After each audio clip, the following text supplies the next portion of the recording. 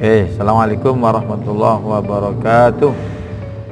Alhamdulillahirabbil alamin.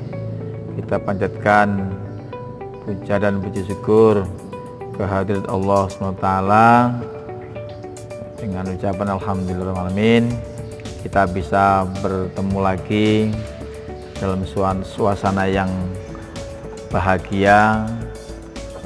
Harapannya mudah-mudahan anak-anak sekalian di rumah senantiasa diberikan kesehatan oleh Allah SWT, sehingga dapat atau bisa belajar bersama-sama.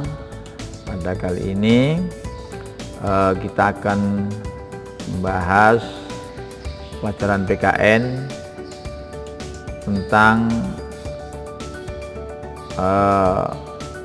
faktor-faktor yang mendorong dan menghambat persatuan dan kesatuan bangsa negara Kesatuan Republik Indonesia, yang hari ini kita akan mempelajari KD 3.20 dan 4.20 yang menganalisis faktor pendorong dan penghambat persatuan dan kesatuan bangsa dalam negara Kesatuan Republik Indonesia. Indikatornya, siswa yang pertama bisa menjelaskan makna persatuan dan kesatuan bangsa, kemudian mengidentifikasi faktor-faktor pendorong persatuan dan kesatuan bangsa, kemudian mengidentifikasi faktor-faktor penghambat persatuan dan kesatuan bangsa.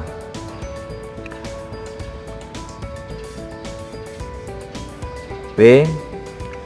Yang pertama, kita akan mengetahui makna persatuan dan kesatuan. Apa itu persatuan dan apa itu kesatuan? Persatuan dan kesatuan berasal dari kata satu yang berasal utuh, atau yang berarti utuh atau tidak terpecah belah. Persatuan adalah sikap yang dimiliki oleh seseorang maupun sekelompok orang dalam memperjuangkan rasa nasionalisme. Jadi sikap yang dimiliki oleh seseorang itu tercermin dalam suatu tindakan, yaitu perjuangan kebangsaan, sehingga disitu bisa menimbulkan rasa persatuan. Dan kesatuan adalah adanya rasa nasionalisme dan patriotisme.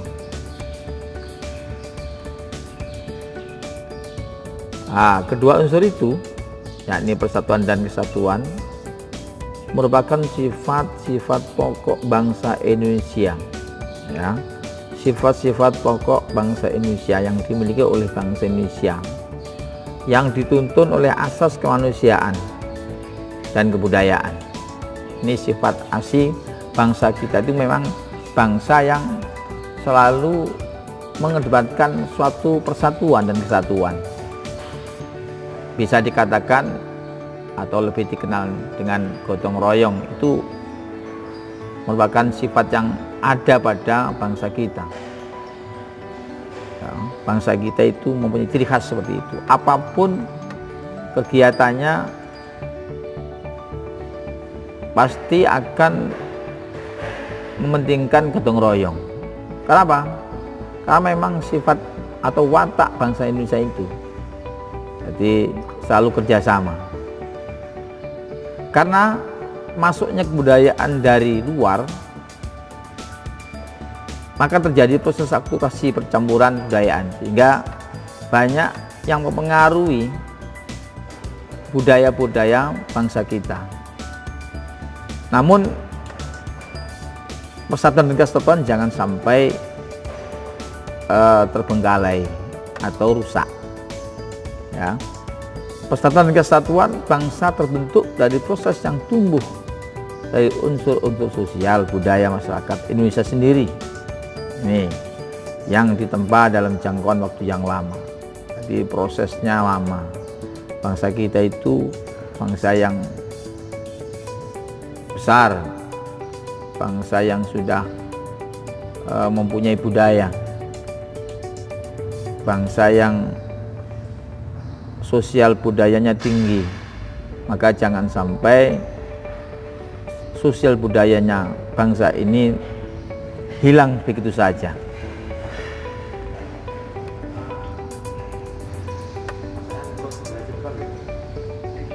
Tiga makna penting dari persatuan dan kesatuan: menjalin rasa kebersamaan dan saling melengkapi antara satu dengan lainnya, menjalin rasa kemanusiaan, menjalin rasa persahabatan, kekeluargaan, dan sikap tolong-menolong antar sesama, serta sikap nasionalisme. Nah, tiga makna yang penting inilah yang harus selalu kita jaga, yang harus selalu kita pertahankan. Jangan sampai makna penting dari persatuan dan kesatuan ini hilang begitu saja. Makanya kita sebagai orang modern jangan hanya memikirkan modern saja, terus begitu merasa modern mengabaikan orang atau tidak ada rasa persatuan kesatuan, hanya memikirkan diri sendiri. Tidak. Sebagai bangsa Indonesia tidak akan hilang rasa persatuan kesatuan itu. Menjalin rasa kebersamaan dan saling melengkapi antara satu dengan lainnya, itu jangan sampai terhilangkan. Menjalin rasa kemanusiaan, makanya di dalam Pancasila, sila yang kedua, kemanusiaan yang adil dan beradab, itu diterapkan. Ini sebagai landasan hukum persatuan dan kesatuan bangsa Indonesia ini. Tahap utama dalam membina persatuan dan kesatuan Indonesia, ada tahap-tahapnya.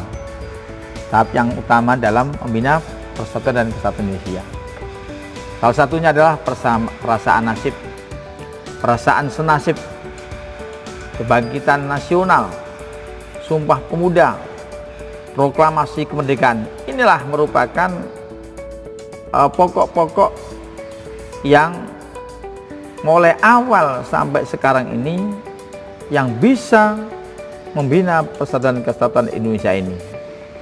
Perasaan senasib, karena bangsa kita ini dulu memang bangsa yang pernah dijajah oleh kolonial Belanda, Jepang, dan sebagainya.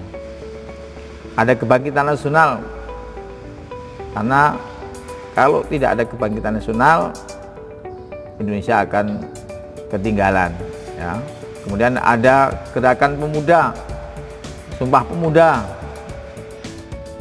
terus proklamasi kemerdekaan sebagai puncaknya untuk mengatakan atau memproklamasikan kemerdekaan kepada seluruh dunia.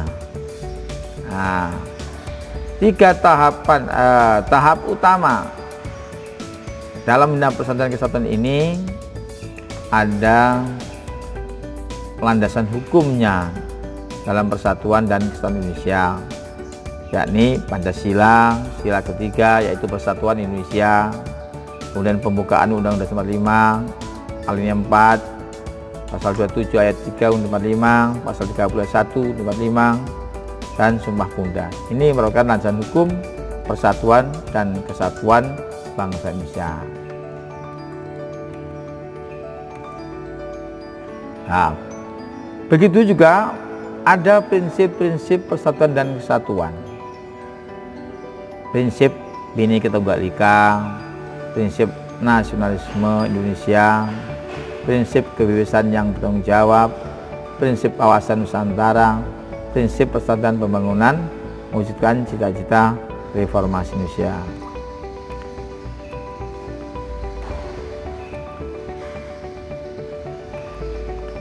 Pentingnya membangun integrasi nasional. Jadi selain Ada prinsip-prinsip tersebut juga sangat penting untuk membangun integrasi nasional.